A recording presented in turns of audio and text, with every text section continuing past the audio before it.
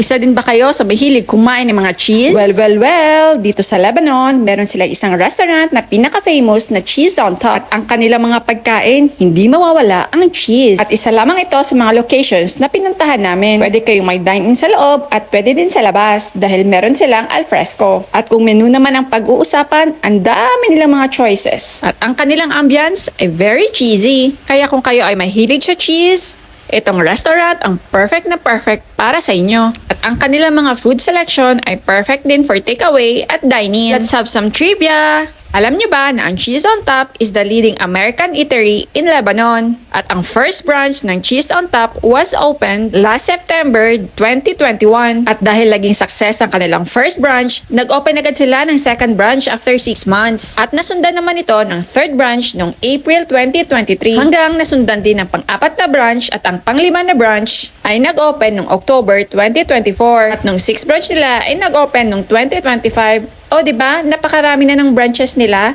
At hanggang ngayon, patuloy pa rin ang kanilang success sa food industry. At ang menu nila ay napaka-cheesy. Meron silang mga cheesy starters like cheesy fries, cheesy sticks, cheese and mac, nachos, hot and spicy wings, at marami pang iba. Hindi lang yan, meron din silang melt-your-mouth sandwiches. At sa dips naman, ang dami-dami nilang choices. At higit sa lahat, ang pinaka-famous nilang mga burgers, meron din silang extra cheesy buns. Meron din silang cheesy salads, cheesy pastas, and of course, meron din silang choices na mga menu for the kids. At hindi magpapahuli ang kanilang mga desserts.